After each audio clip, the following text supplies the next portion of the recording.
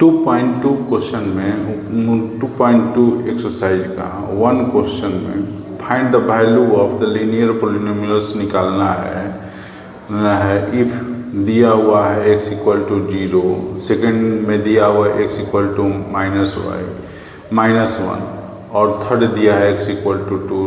Then अब first में हम पहले लिखेंगे px, मान लेंगे कि 5x -3 है, लेट कर लेंगे। अब इसका फर्स्ट केस में हम लिखेंगे if x equal to 0, then उसमें हम लोग लिखेंगे फर्स्ट केस के लिए। अब जैसे ही हम x के जगह पर यहाँ पर 0 रखेंगे इस इक्वेशन में, ये हो जाएगा 5 × 0 -3, तो ये हमारा वैल्यू हो जाएगा -3। अब हम लोग इसको आगे बढ़ाते हैं, सेकेंड के लिए देखते हैं if x equal to -1, then फिर से अगेन इसको हम लोग वैल्यू इस इक्वेशन में रखेंगे या पॉलिनोमियल्स में रखेंगे, तो p -1 हुआ और ये 5 -1 -3, x के जगह पर -1 रख देंगे, तो ये -5 हो जाएगा, -3 हो जाएगा, -8 हो जाएगा। इस तरह ये हमारा आंसर हुआ सेकंड के लिए, फर्स्ट के लिए ये आंसर हुआ। थर्ड में हम लोग बनाएंगे, थर्ड कब में दिया हुआ है इफ़ x इक्वल टू 2। अब फिर से इसमें हम लोग रखेंगे वैल्यू x का, तो p का हम लोग 2 रखेंगे, तो ये हो जाएगा p2, x के जगह पर 2 रखेंगे, ये हुआ हमारा -3, तो इस तरह ये 10 हुआ, -3 हुआ, ये 7 हुआ, तो इस तरह हमारा ये जो है आंसर 7 हो गया। अब हम लोग दूसरे क्वेश्चन को देखेंगे, इसमें भी क्वाड्रेटिक पॉलिनोमियल्स दिया हुआ है, इसमें भी वैल्यू निकालना है हम लोगों को।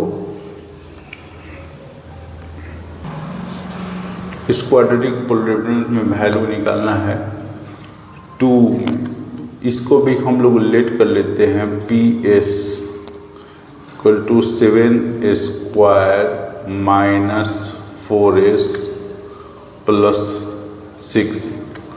फिर से हम लोग इसको लिखेंगे फर्स्ट केस के लिए if s equal to 0, then और जैसे ही हम s इक्वल टू 0 रखेंगे इसमें, तो इसमें हम लोग वैल्यू रखेंगे s का अब 0, तो ये s² है, तो ये पावर हो जाएगा 0 4, और यहाँ भी हम लोग 0 लिख देंगे, ये 6 हुआ। तो जैसे कि हम लोग जानते हैं इसको सोल्व करेंगे तो ये तो 0 ही होगा, 7 को 0 से मल्टीप्लाई करेंगे तो 0 ही आ जाए। इसी तरह -4 को भी 0 से करेंगे तो ये भी 0 होगा, 6 और ये +6, और 0 का तो वैल्यू होगा ही नहीं, सिर्फ 6 आया, यही हमारा आंसर हो गया। अब सेकेंड केस में हम लोग देखेंगे, सेकेंड केस में दिया हुआ है इफ़ s इक्वल टू -3। अब अगेन इसका वैल्यू जो है इसमें हम लोग रखेंगे, तो p s की जगह पर हम लोग -3 रखते हैं, तो 7 -3² 4, ये भी -3 रखें, यहाँ पर 6 रखें, तो इस तरह ये हो गया हमारा 7 माइनस ये हो जाएगा प्लस, 2 बार माइनस करने के हम लोग मल्टीप्लाई, और ये हो गया 9, और ये भी माइनस प्लस हो जाएगा, ये हो जाएगा 12, और ये हो गया 6। इस तरह हम इसको आगे बढ़ाएंगे तो ये हो जाएगा 63 + 12 + 6। अब इसको हम लोग ऐड कर देंगे, 6 2 8 और 3 11 हो गया, और ये 2 और 6 ये 81, तो हमारा इसका आंसर जो हुआ 81 हो जाएगा। आइए अब हम इसमें थर्ड केस जो है उसको वैल्यू रखते हैं। यहाँ पर दिया हुआ है थर्ड केस में एस इक्वल टू 4, वो पी एस जो है हमारा 7s² माइनस 4s प्लस 6 है। अब हम लोग फिर से s का वैल्यू 4 रखेंगे। 4 रखते हैं तो 7, 4 का स्क्वायर यहाँ पर हो जाएगा 4, और s का जो वैल्यू 4 दिया है वो यहाँ पर लिख देते हैं, प्लस 6 हुआ। इस तरह ये होगा 7 और 4 को 2 बार मल्टीप्लाई करेंगे तो 60 हो जाएगा, और ये हो जाएगा हमारा 16 और ये हुआ 6। तो अब 7 को हम लोग 16 बार करेंगे तो हमारा हो जाएगा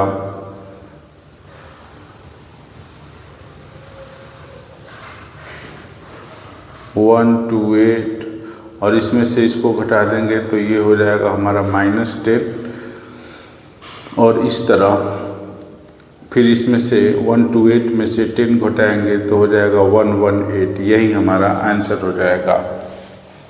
अब आगे बढ़ते हैं हम लोग क्वेश्चन नंबर 3 को देखते हैं। कह रहा है कि present age of Salil mother is 3 times Salil present age.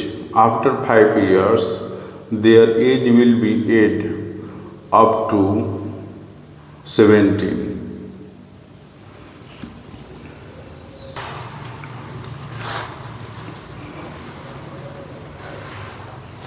Question number 3 के लिए हम लोग पहले करते हैं। वह रहा है कि प्रेजेंट एज सलील का मदर का जो है सलील के एज के 3 टाइम्स है, और 5 बरस के बाद दोनों का एज का हम लोग ऐड करेंगे तो वो हो जाएगा 17। तो उनका प्रेजेंट एज क्या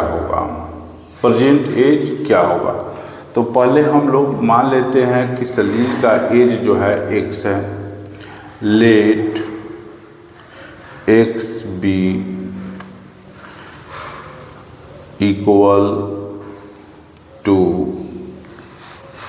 to the present age of Salil. Therefore, present age of her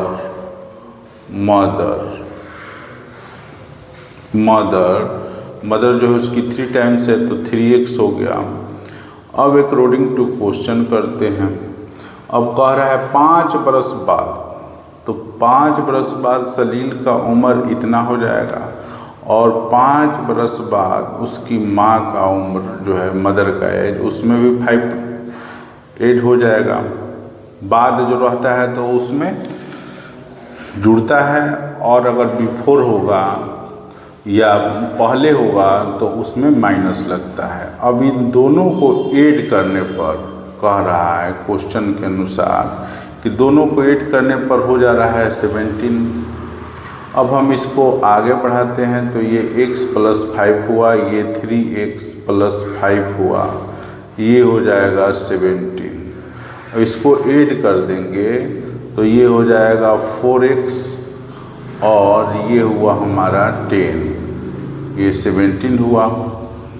अब हम लोग इसको इस तरफ ले जाएंगे, इस तरफ, तो ये माइनस हो जाएगा, और ये हो जाएगा 4x 16। अब इसको हम लोग घटा देंगे तो ये हो जाएगा 15।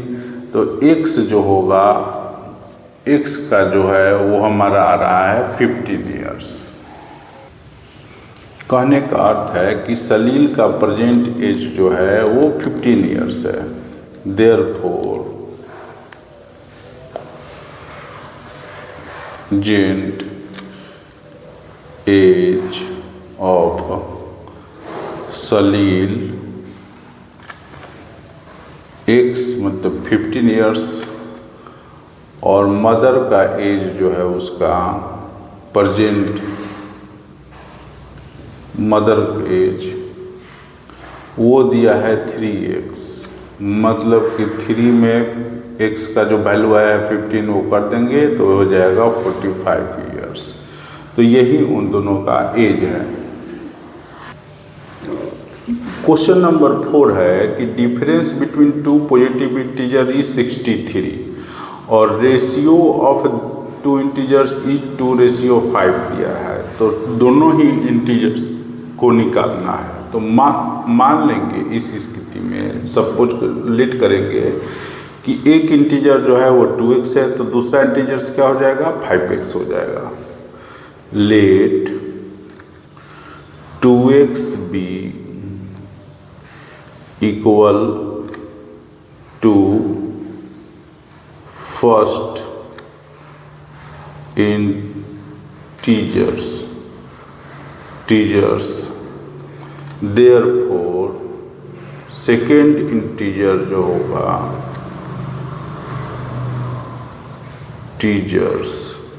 इंटीजर्स जो होगा वो हो जाएगा हमारा 5x।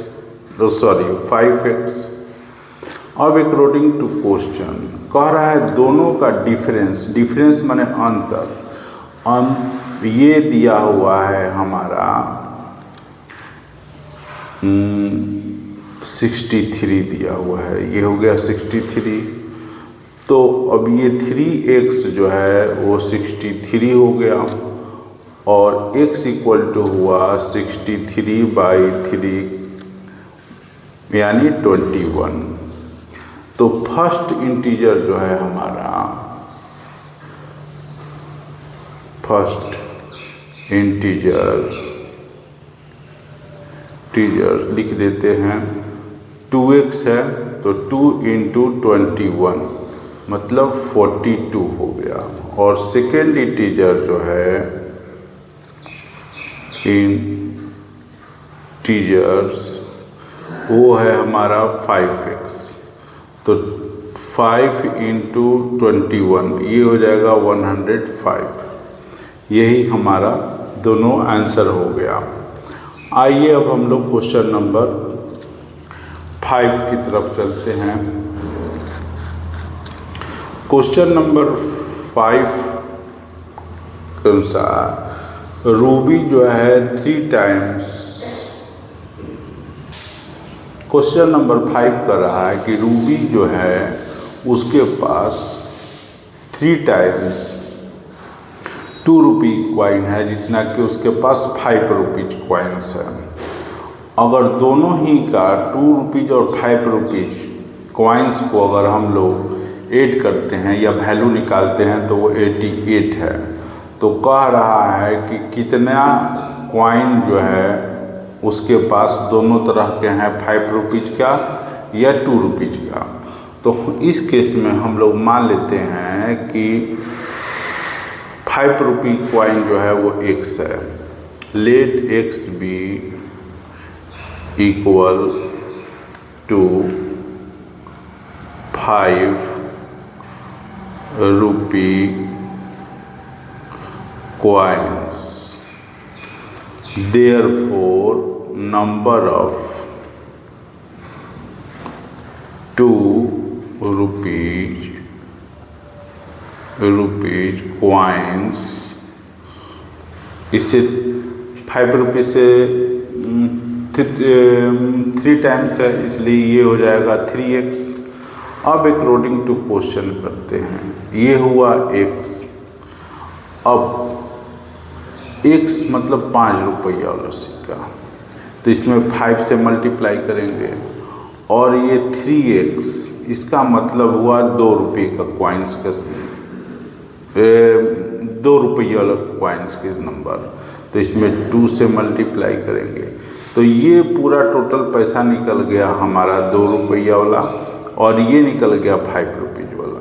अब इसको हम लोग प्लस करेंगे तो क्या हो जाएगा 88 का वैल्यू के बराबर होगा, क्योंकि दोनों ही सिक्कों का वैल्यू जो है वो क्या है हमारा 88 है। अब ये हो गया 5x और ये हो गया 6x। ये 88 हुआ, और ये हुआ हमारा 11x, ये 88 हुआ।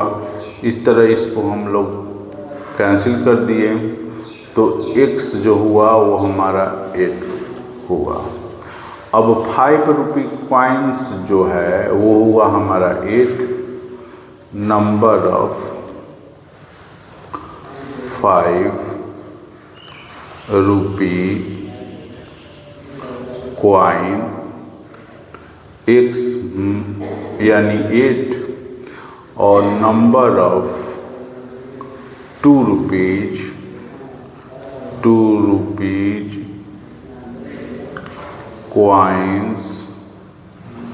कॉइन्स ये हुआ 3x, मतलब 3 इंटू 8 यानी 24। यही हमारा आंसर हो गया।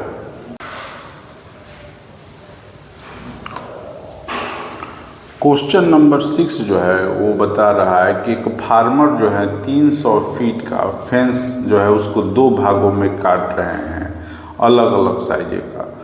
तो जो बड़ा वाला साइज है वो छोटे वाले साइज के 4 गुना है। तो कह रहा है कि how long are the 2 pieces, माने दोनों ही की लंबाई कितनी है। तो अगर हम मान लेते हैं कि शॉर्टर साइड जो है वो x है 6, late x b equal to shorter side, therefore longer side 4x। अब अकॉर्डिंग टू क्वेश्चन दोनों ही को अगर हम लोग ऐड करेंगे तो हमारा 300 फीट के इक्वल होना चाहिए। तो x plus 4x equal to, यहाँ पर x plus 4x equal to हमारा हो जाएगा 300 फीट, और 5x इक्वल टू हो जाएगा 300 फीट, और x इक्वल टू हो जाएगा 300/5, तो ये हो जाएगा 60 फीट। तो इस तरफ हमारा लॉन्गर जो साइज वो होगा 4x, मतलब 4 × 60 240 फीट, और शॉर्टर साइज जो है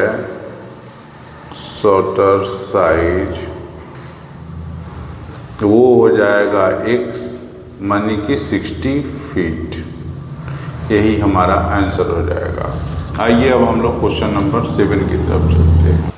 क्वेश्चन नंबर 7 जो है क्लियर हो रहा है कि कह रहा है कि लेंथ ऑफ एक रेक्टेंगल जो है वो 3 ज़्यादा है उसके विड्थ से 2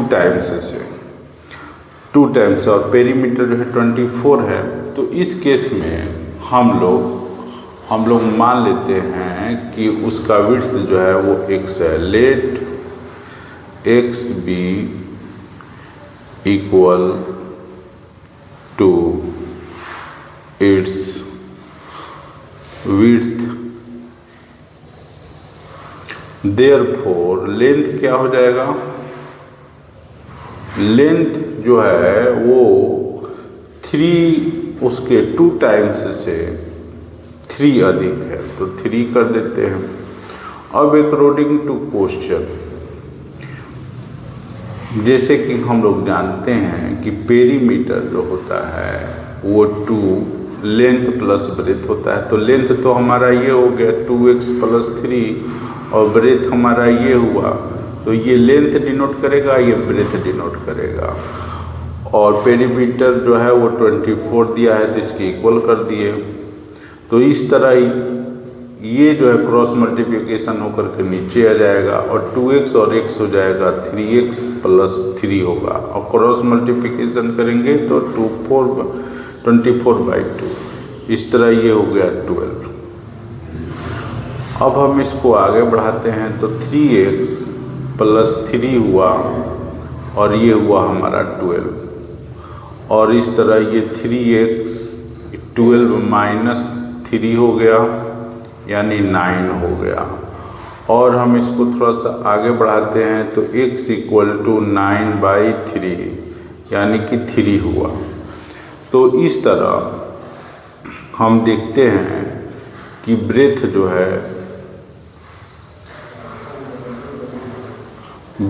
है वो x है यानी 3 है 3 cm और लेंथ जो है वो 2x प्लस 3 है यानी 2 × 3 + 3 यानी कि 9 या इस तरह से 6 + 3 कर देंगे ये 9 cm हो जाएगा। यही रेक्टेंगल का डायमेंशन हुआ, एक लेंथ हुआ और ये की ब्रेथ हो गई।